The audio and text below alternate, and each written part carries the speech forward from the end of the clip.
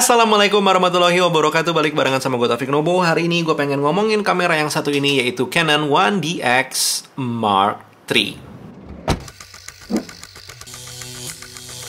Canon 1DX Mark III ini dirilis sama Canon Indonesia itu di bulan Februari 2020 dan punya SRP 110 juta walaupun ada diskon, jadi harganya kalau nggak salah 99 juta plus lo udah ngedapetin memory card yang harganya pun juga ternyata tidak murah ya. Memory cardnya harganya 8-9 juta sendiri, yaitu si F-Express card ini. 1DX Mark III ini sendiri emang ditujuinnya sebenarnya untuk profesional lah. Lo yang sports photographer, action photographer, jurnalistik, atau intinya lo yang emang mencari duit menggunakan kamera ini. Either itu lo seorang fotografer atau mungkin videographer. Kenapa akhirnya si 1DX Mark III ini jadi menarik untuk videographer? Karena memang capability videonya itu luar biasa. Nah, di sini gue mungkin nggak akan ngomongin terlalu banyak masalah videografi. Terbalik, nggak akan terlalu banyak ngomongin masalah fotografi, malah mungkin ngomongin masalah videografinya dari sisi seorang amatir kali ya, karena gue nggak ngerasa diri gue seorang profesional, gue cuman bikin video untuk di YouTube seperti ini. Oke, kita ngomongin dulu masalah fotografi deh. Hal yang pasti adalah si Canon 1DX Mark III ini emang memiliki kemampuan burst yang menurut gue sangat menyenangkan, yaitu 16 fps kalau lo menggunakan viewfinder dan 20 fps kalau lo menggunakan live view-nya. Nah, sebenarnya dari posisi ini kenapa gue mempraktekannya begini dan begini, karena emang beda ya. Kalau lo pengen ngedapetin 20 fps tapi lo sambil foto begini, itu nggak gampang. Kamera ini berat, dan kebayang kalau lo seorang let's say sports photographer menggunakan setup kamera 70-200 mm f2.8-nya Canon. Wah, begini tuh susah stabil, men. Walaupun mungkin lo tetap masih bisa ngedapetin gambar yang bagus, tapi mungkin framingnya agak sedikit off karena lo menggunakan ini, live view-nya. Walaupun kalau lo tetap pengen menggunakan ini ya masih bisa.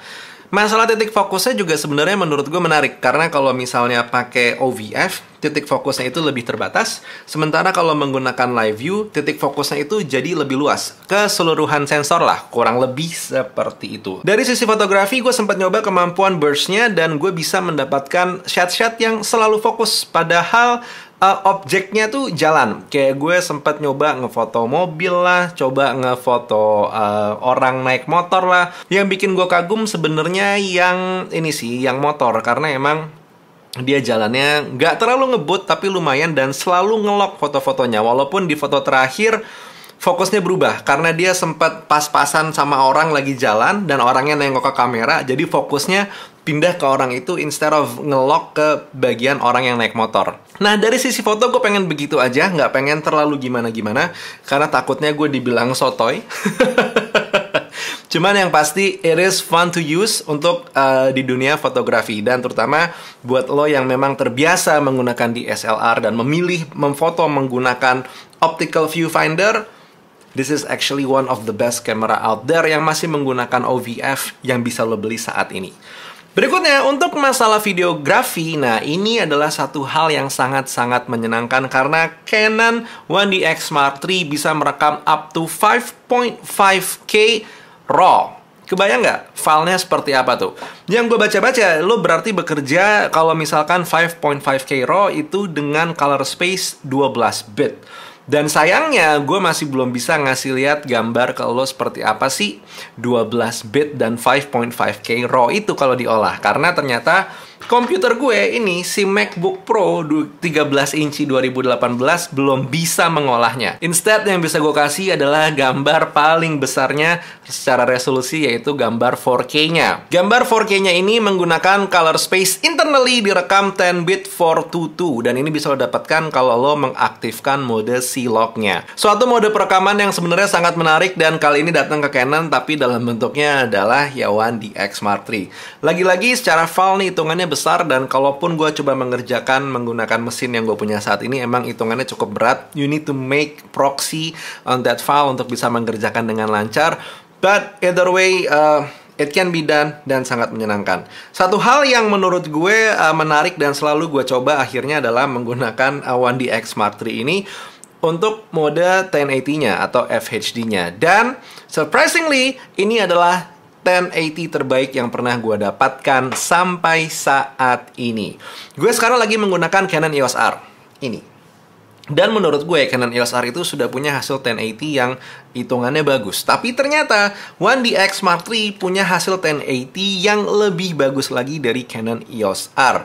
Gue bisa bilang gambarnya lebih tajam dan juga tentu untuk masalah warna lebih bisa diolah lagi. Internally, kalau lo merekam menggunakan 1080 dan log, lo mendapatkan color space itu 8-bit 420. Jadi mungkin hitungannya masih sama seperti Canon EOS R, but somehow hasilnya itu terlihat lebih tajam dan lebih menarik lah.